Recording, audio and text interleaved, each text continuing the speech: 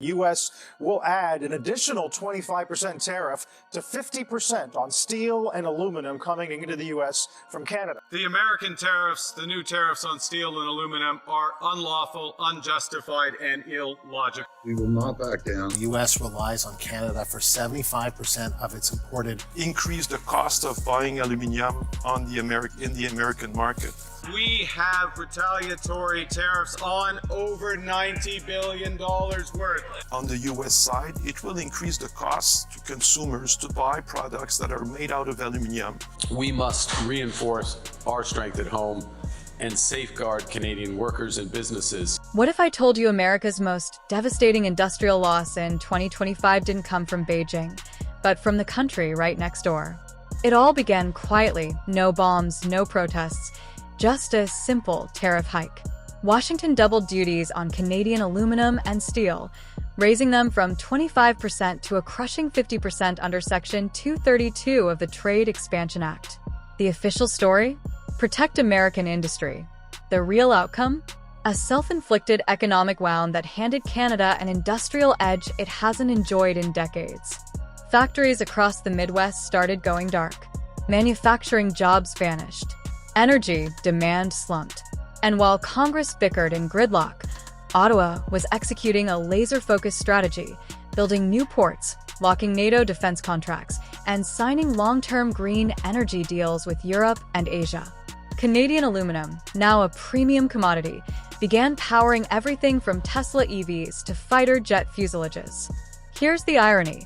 America's tariffs were meant to shield its industry. Instead, they turned Canada into a global supplier of choice. And the timing couldn't have been worse. Nearly half of U.S. aluminum imports come from Canada, which produces 80% of North America's supply. By cutting that lifeline, Washington didn't just hurt its neighbor, it punched itself in the industrial heart. Prices in the Midwest spiked to a record $1,325 per ton overnight, forcing giants like GM, Ford, and Boeing to either swallow massive costs or shut down production lines. On the ground, it was chaos. At Alcoa's Iowa plant, shifts slowed to a crawl. Workers sent home early, mortgages hanging in the balance. But in Canada, calm, precision, and investment. Ottawa injected $1.5 billion into the massive Alouette smelter, locked in decades of cheap hydroelectric power from Hydro-Quebec, and secured tariff-free export deals with the EU and Japan. Within weeks, aluminum shipments to the UK, Singapore, and Italy surged. Asian buyers tore up contracts with U.S. suppliers, choosing Quebec's cleaner, cheaper, more stable supply. Canadian manufacturers started breaking into markets they once only dreamed of, like Osaka, Japan. Then Ottawa made its boldest move yet, designating hydro-powered aluminum as a strategic national asset, putting it in the same class as oil reserves and rare earth minerals. Translation: Canada wasn't just winning today's trade battle, it was locking down the future of North American supply chains. And Washington? It never saw it coming. The transformation began at the port of Saguenay in Quebec, once a secondary shipping hub, now the crown jewel of Canada's aluminum independence. For decades, over 70% of Canadian aluminum exports flowed through U.S. ports and rail lines, making them vulnerable to American tariffs, customs bottlenecks, and political mood swings. Ottawa decided that era was finished. A staggering $2.3 billion Canadian investment was approved to expand the port's capacity, allowing it to handle massive 69,000-ton vessels and push annual throughput up by 15 million tons. Once the upgrades are complete, Canadian aluminum will sail directly to Europe and Asia without ever touching U.S. soil. To make that possible, a 375-kilometer high-capacity rail link between the Alouette smelter and Saguenay's docks was modernized using joint federal and provincial funding. This cut travel time by nearly a third and slashed shipping costs by about $12 per ton. Port Authority CEO Pierre Gagnon put it bluntly, "Our products will leave on our terms, not someone else's." The move was more than infrastructure, it was about sovereignty. Saguenay's mayor, Julie Dufour, called it a once-in-a-generation shift, bringing not only export growth but also local jobs, new businesses, and a reversal of youth migration away from the region. The timing couldn't have been better. In late 2025, Europe's carbon border adjustment mechanism kicked in, hammering high-carbon aluminum imports with heavy tariffs. Quebec's hydro-powered production qualified as low-carbon, bypassing the tax entirely. That meant Canadian exporters could save €180 to €200 per ton compared to fossil fuel-based competitors in the U.S. Ottawa also looked beyond aluminum sales. A $1 billion investment is now linking Saguenay's shipping routes to Ontario's electric vehicle manufacturing hub and Manitoba's lithium battery sector. The goal? A fully domestic, closed-loop supply chain.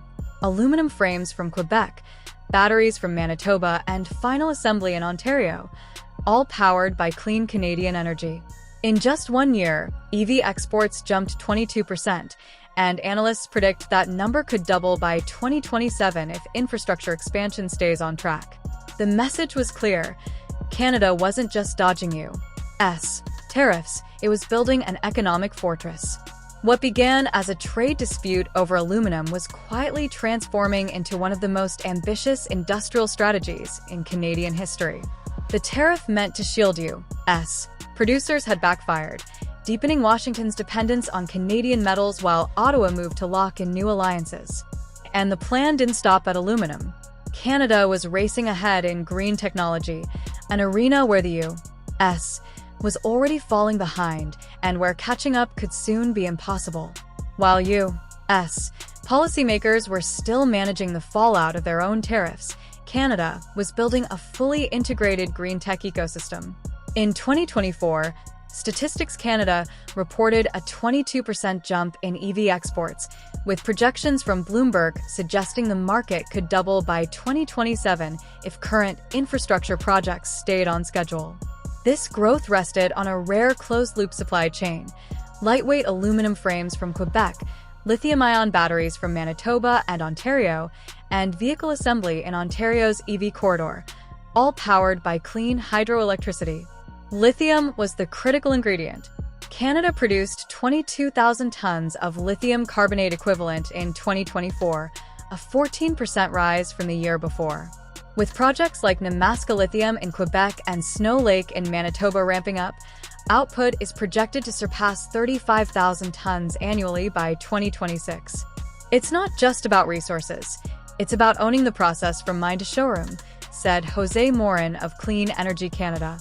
Investment poured in. Stellantis and LG Energy Solution committed $5 billion to a new battery plant in Windsor.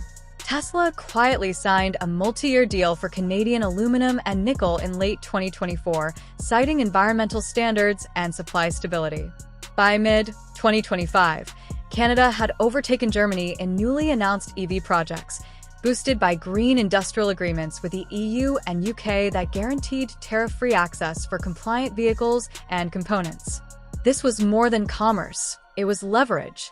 In just 6 months, Ottawa inked 3 major deals: a €4.6 billion Green Tech Pact with the EU, a 15-year Clean Energy Accord with Japan, and an expanded CPTPP framework opening preferential access for Canadian EVs. Together, they secured over $12 billion Canadian dollars in confirmed export contracts through 2030. Partners valued Canada's stability and low-carbon credentials. For Germany, Canada's aluminum prices were far more.